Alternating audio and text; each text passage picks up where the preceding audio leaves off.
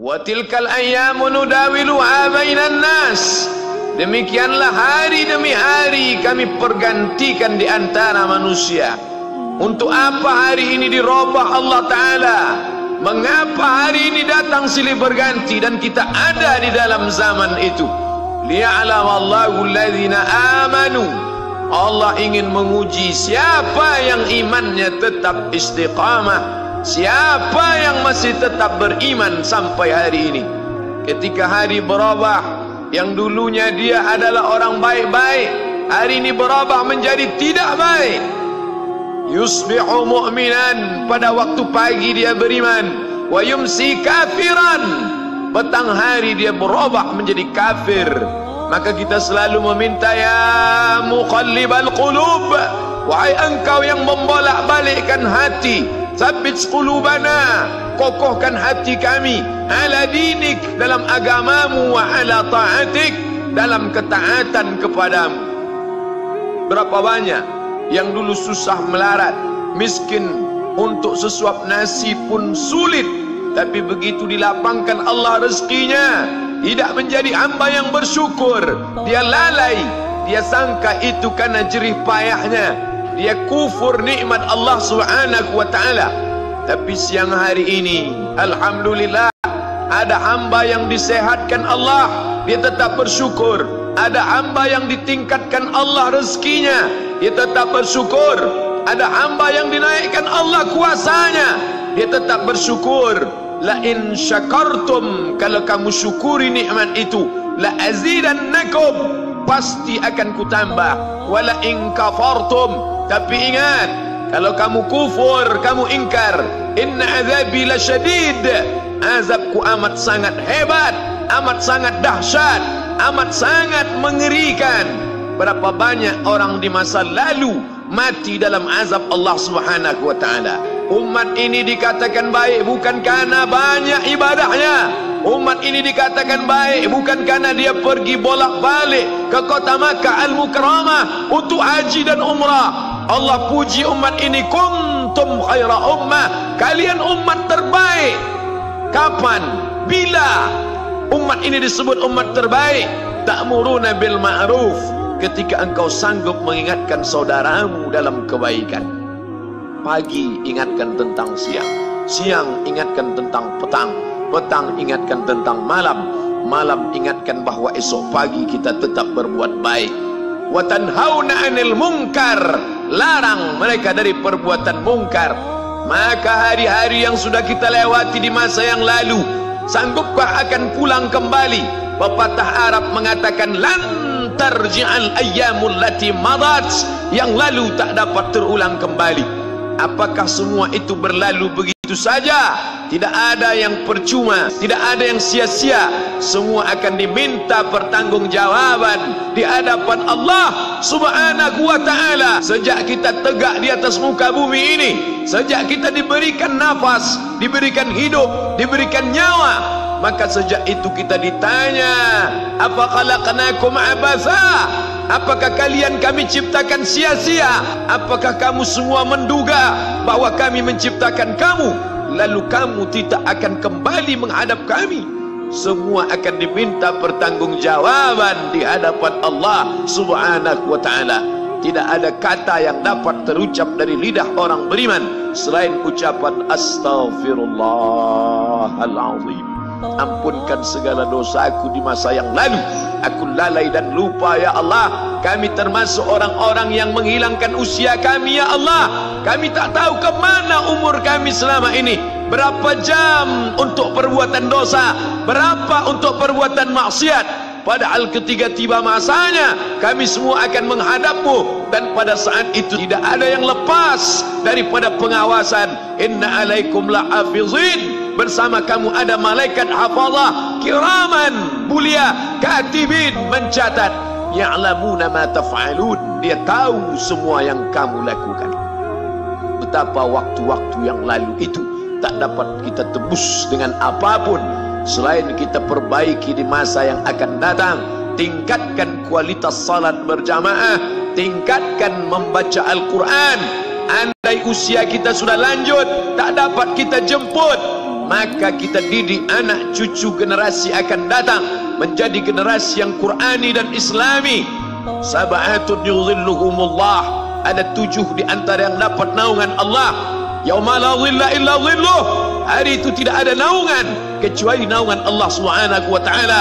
Di antara yang mendapat naungan itu adalah syabun, anak muda, nasya'a fi ibadatillah, anak muda yang tumbuh beribadah kepada Allah Subhanahu wa taala. Andai masa muda kita penuh dosa, andai masa muda kita penuh narkoba, andai masa muda kita penuh zina, wal iyadzubillah wa na'udzubillah, jangan sangka Allah tutup pintu taubat. Innallaha la yaghfiru ayyushraka bihi, Allah tak terima taubat orang yang mempersekutukannya. Wa yaghfiru ma duna dzalika liman yasha, tapi taubat selain itu diterima, dibukakan Allah Ta'ala.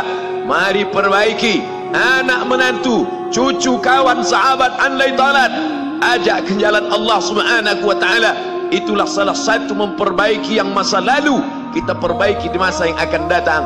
Di antara tujuan Allah mengapa Dia buat kita masih hidup di akhir tahun ini, liya'lamallahu allazina amanu, Allah menguji siapa yang masih tetap dalam istiqamah iman dan Islam. Tujuan kedua, mengapa Allah buat kita hidup sampai hari ini?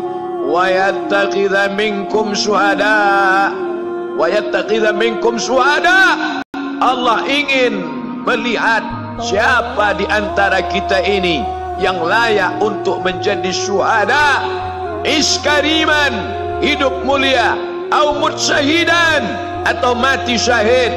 Pilihan orang Islam tidak banyak. Kalau hidup, hidup mulia. Kalau mati, mati syahid. Jangan hidup hina, mati terlunta-lunta, tidak diterima Allah Subhanahu wa Ta'ala. Hidup mulia atau mati syahid dipersaksikan oleh para malaikat. Man kharaja fi talabil ilmi, siapa yang keluar rumah dengan niat menuntut ilmu, fahuwa fi sabilillah, maka dia seperti orang yang berjihad fi sabilillah, yang jauh meninggalkan kampung halaman, menuntut ilmu di perantauan. Jangan kau sangka kau anak yang terbuang, engkau adalah seorang syahid. Andai mati dalam perjalanan, maka matimu adalah seorang yang mati syahid. Mencari rezeki yang halal, meninggalkan anak dan istri demi untuk memberikan nafkah, menjaga diri dari riba, menjaga diri dari haram, menjaga diri dari syubhat. Ditinggalkan anak yang masih kecil, istri yang memerlukan kasih sayang. Kutinggalkan kalian bukan karena hawa nafsu, tapi ingin mencari yang halal. Tetesan air mata, penuh keringat dan kerinduan, munajat di tengah malam, dibayar Allah Ta'ala dengan tetesan darah seorang syahid. Man mata duna malihi, siapa yang mati membela kehormatan hartanya, fahuwa syahid, maka dia mati syahid. Betapa seorang yang susah melarat hanya untuk menjaga diri dari yang haram dan syubhat, Allah muliakan dia. Inna akramakum indallah, yang paling mulia di antara kamu di sisi Allah, atqakum, yang paling takut kepada Allah. Ramai kita di rumah Allah ini, yang paling kaya kah yang paling mulia? Tidak. Yang paling ganteng dan paling hebat kuasanya kah yang paling mulia? Bukan. Yang paling berilmu, buya, kiai, ulama, apakah dia yang paling mulia? Tidak ada jaminan.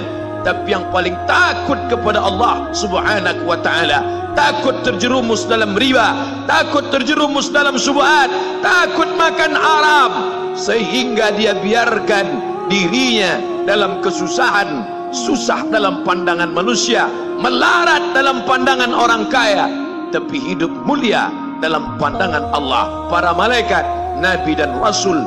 Hari ini orang itu dikatakan bodoh, hari ini dia dikatakan goblok, hari ini dia dikatakan kamu tolol sekali. Mengapa tidak kamu pakai kekuasaanmu? Mengapa tidak kamu pakai kesempatan? Hidup hanya sekali, pakailah sesuka hati.